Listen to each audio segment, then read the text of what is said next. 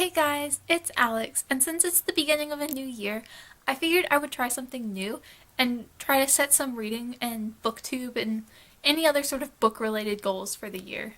I haven't done this before, but I also haven't had a booktube channel for this long before.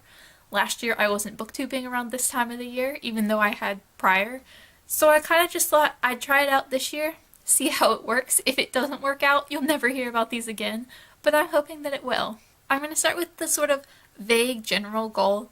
I want to read 100 books. That's my Goodreads goal every year. I think everyone has one almost. I see very few people who don't have one at all. I always set it to 100 books. That's sort of about what I would like to be reading, although I'm really not too fussed if I hit it or don't. It's just sort of the obligatory goal that everyone seems to set. My second goal, which is sort of more tailored towards me, is that I would like to get my TBR books, my TBR bookshelf, under 400 books. And at first I was going to set like a specific goal or set a limit on how many books I'm allowed to get from the library, but then I figured the easiest way to track it and the most motivating way for me is to go to my TBR spreadsheet, which is linked down below. It's a public spreadsheet, and just make sure that gets under 400. It's at about 460 now, but I got some more books for Christmas that I need to add in, so I'm guessing it'll be around like 475-ish. That's how many books I have to read from it. So we'll see how that goes. As long as I don't buy too many books next year and read most of my books off my shelves, it should be okay. But this is sort of like the biggest stretch on any goal, is to get my unread books to under 400. I would also like to get completely through my pile of ARCs, or books that I've received for free in some way or other from publishers or authors or through like giveaways or stuff. I didn't receive any of these books technically for reviews.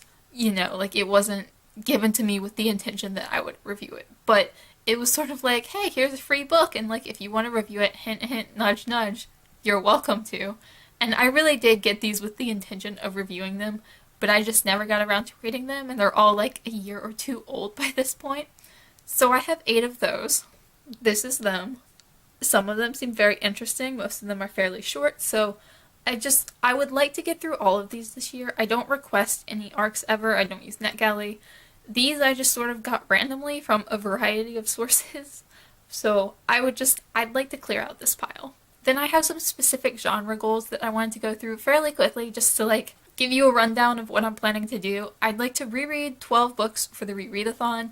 That announcement video will be linked down below, so feel free to check it out, but the general goal of that is to reread 1 book per month, and none of my rereads are going to be audiobooks specifically for that challenge because I already listen to audiobooks and that doesn't need a new goal. Next, I want to read 10 sci-fi books, and my only requirement for the sci-fi books is that I want the sci-fi elements to be a major element of the story. I don't want it to be like, oh, it's a historical fiction novel with a little bit of sci-fi thrown in, because I do read some of those, and I want to get more into reading books that are like heavily sci-fi, which isn't to say that like I want to read space operas or anything like that. Like if they happen to be space operas, that's fine, but I just want the sci-fi elements to be a major focus of the story. Then I have 15 new fantasy books. I'm not going to count any rereads for fantasy. I feel like this should be fairly easy for me just because I already read a bit of fantasy. I just want to make sure I'm reading as much fantasy as I would like to because I've never actually tracked it before. And then 10 classics, which is a little bit less than 1 a month, which I feel like is a good number for me.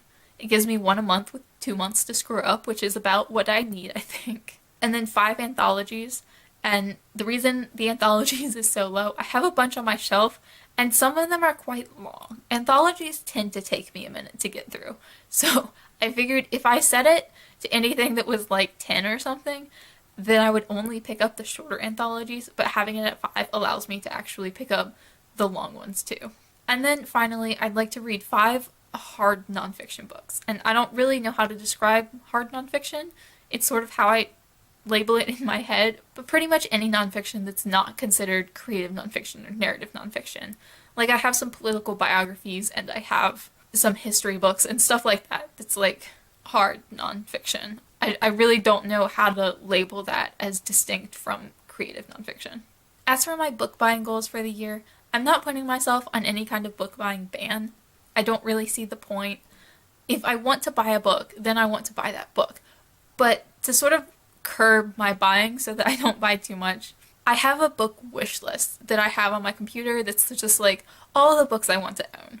And I'm not planning to stick exactly to that wish list, but I want to stick to the sort of principle of the list, which is all the books that are on there are books that I specifically want to own, either because my library doesn't have them and I want to read them, or because they're favorites of either like a favorite author or a favorite book that I've already read, or because they add to some collection.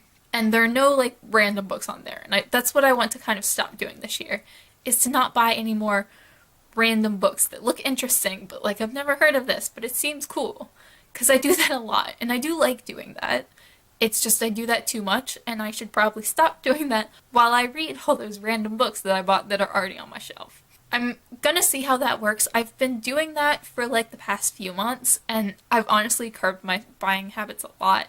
It's just hard because I don't really spend too much money on books. So when I don't spend too much money, it's hard to be like, oh, well, I should stop buying. We're gonna see how this works, and I don't want to stop buying books, but just buy a little bit less and maybe like catch up on some of my TBR books. And then for some booktube related goals, I would like to hit 1,000 subscribers this year. And I don't know how realistic of a goal that is, because I'm not really all that close to 500 at the moment. So I think it's like 40 to 50 new subscribers a month, which is a fair amount, but I've done that before.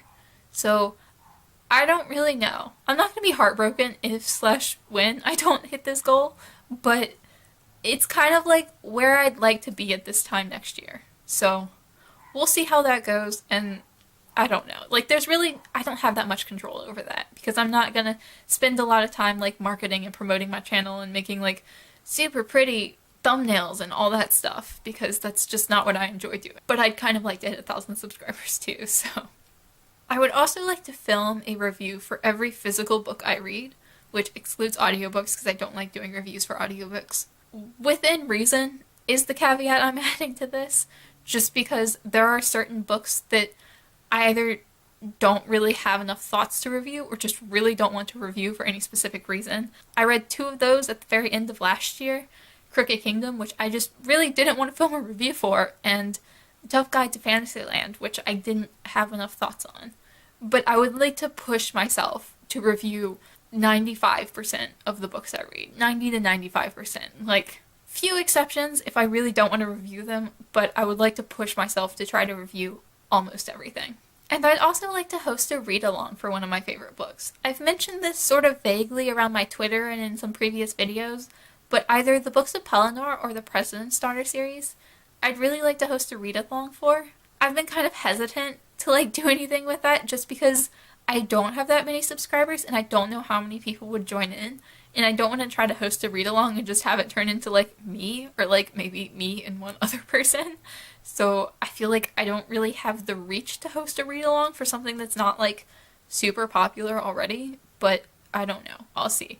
I would really like to at some point this year though. And then my final goal for the year is to create fewer TBRs, and maybe in relation to that, participate in fewer readathons. And that kind of sucks because I love participating in readathons. They're fun. I do it like every other month or so. I've been doing it almost every other month for the past 6 months, I think. And it's fun. It's fun to like have a theme and like pick out books for the challenges. But I do so badly at sticking to TBRs and all that kind of thing that it doesn't work for me, and I kind of need to stop doing it. And I kind of think the only way I'd stop doing it is if I stop participating in so many readathons. So that might be something that I try to work on a little bit next year and just mood read almost everything. I'll see how that works, but that is a goal for me. I don't know how interesting this video was to anyone who's not me, but hopefully I have some accountability to actually do all these things next year, and hopefully this works out really well, and if it doesn't, you may never hear mention of any of these ever again. Let me know down below what some of your goals are for 2019, booktube related or otherwise. And as always, thank you guys so much for watching, and I'll see y'all again soon.